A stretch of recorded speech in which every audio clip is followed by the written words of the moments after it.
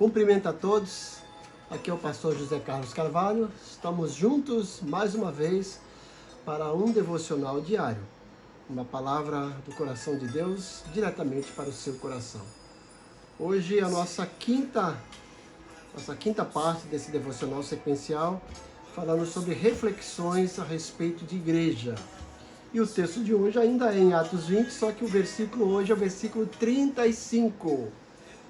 Diz o seguinte: tenho-vos mostrado em tudo que, trabalhando assim, é mister socorrer os necessitados e recordar as próprias palavras do próprio Senhor Jesus. Mas bem-aventurado é dar do que receber. Não sei se você está seguindo a sequência desses devocionais, desde o primeiro, né? Paulo chega ali em Mileto, chama os presbíteros da igreja de Éfeso, os pastores, e lhe dá algumas orientações. O interessante é que essas informações, essas recomendações são importantes para nós hoje. Como eu falei, que a igreja tem perdido o seu foco, tem se desviado para caminhos que não foi o caminho traçado pelo Senhor Jesus. Então é importante isso porque Paulo tinha fundado aquela igreja, sai para as suas excursões missionárias e deixou ali novos pastores, e eles precisavam de um respaldo, de uma orientação, e Paulo dá essas orientações para esses pastores.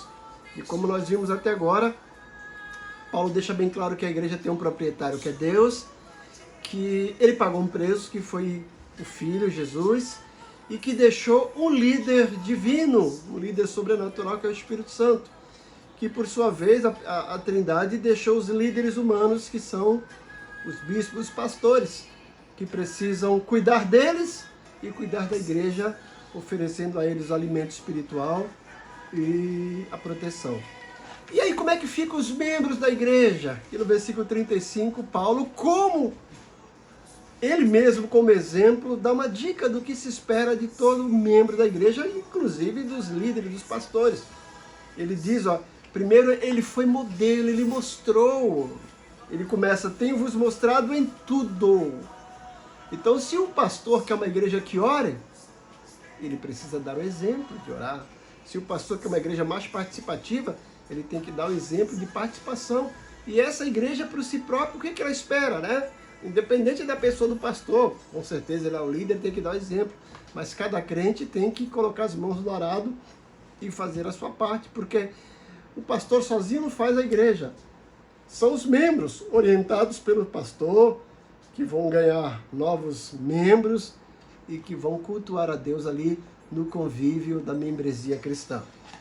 Então, mas o líder, ele precisa dar exemplo. Ele tem que ensinar muito mais com a sua vida do que com as suas palavras. E Paulo fez isso.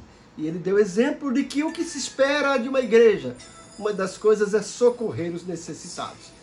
E quando a gente pensa nisso, a primeira coisa que vem na nossa mente é distribuir cesta básica, é aquela parte da assistente social. A igreja também tem isso.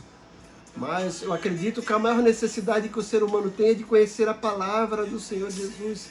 É transmitir o alimento espiritual, é transmitir a mensagem de salvação para essas vidas. E quando essas pessoas forem alcançadas pela mensagem do Evangelho, aí elas precisam de outro tipo de socorro, um acompanhamento espiritual, um tratamento, porque a igreja também é uma comunidade terapêutica que trata das pessoas. E, se for preciso, uma atenção especial no que diz respeito à assistente social, comprar remédio, dar cesta básica, mas é socorrer os necessitados. Temos visto em contrapartida algumas igrejas que têm feito com que os necessitados socorram o templo, a liderança, em vez de socorrer os necessitados. Está indo de contramão do que Jesus ensinou. E Paulo fala, olha, que o próprio Jesus deixou registrado, mas bem-aventurada coisa é dar do que receber. O evangelho é o evangelho de doação. Deus doou o seu filho, certo? E a igreja está ali para se doar. Todo crente deve ir para um culto pensando, eu vou me doar a Deus e ao meu próximo. O que Deus quer fazer da minha vida? Como eu posso ser útil a Deus na vida do meu próximo? E se doar. Quando cada um aprende a se doar, todos vão se doar e todos serão assistidos. É algo para se pensar. Que Deus nos abençoe grandemente e que a gente possa levar a sério essas reflexões que temos aprendido até agora para termos uma igreja melhor, uma igreja que entre na estatística de a verdadeira igreja do Senhor, não essas que a gente tem visto por aí. Deus abençoe grandemente.